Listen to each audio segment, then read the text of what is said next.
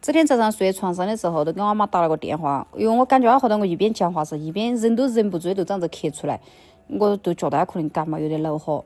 前几天她都去挂了几次盐水的，都有点松了诶。后来我们寨上有事情哈，她去帮帮，然后感觉又整恼火来了。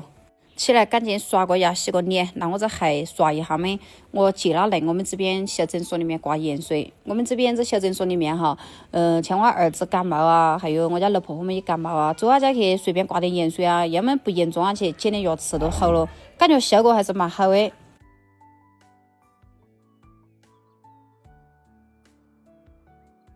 来到羊肠街上又加了200块钱油，这两天来洒金的次数哈比较多，所以说上次加了200块钱油是感觉不得几天是又没得了。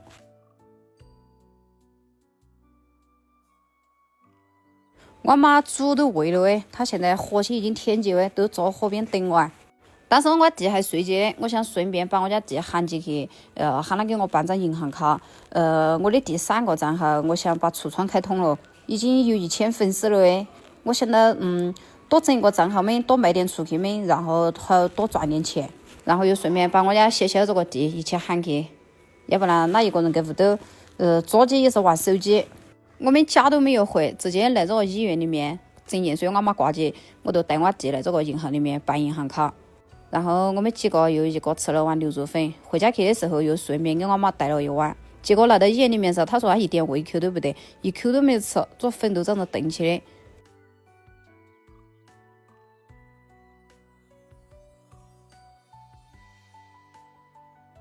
盐水要挂完的时候，我喊我小花家爸来接我们。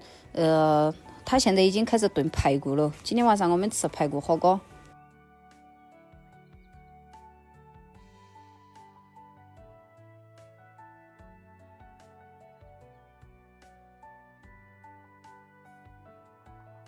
昨天吃剩的碗都没洗，我先把这碗先洗了没，腾位置来洗白菜。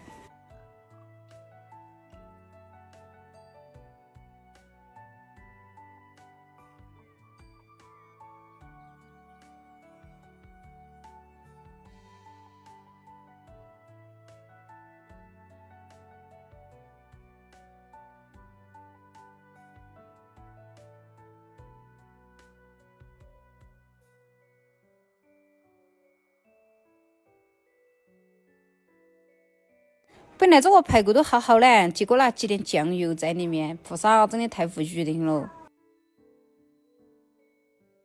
吃好饭已经7点半了，我妈说她的煮可能已经饿遭不住了，我拿了一包荞面给我妈回家去做饭吃。到家里面的第一件事情都是赶紧整水来热起烫主食。啊，小猪仔天叫得俺圈里面好造孽。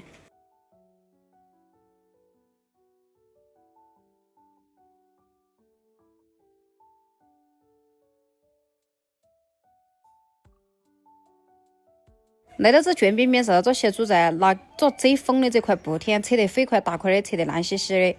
我妈操得我妈。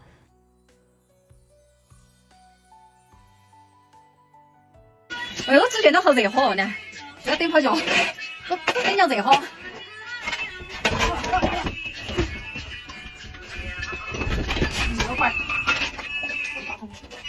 活了活了，这书现在都8点过几分了，赶紧的，都出现了。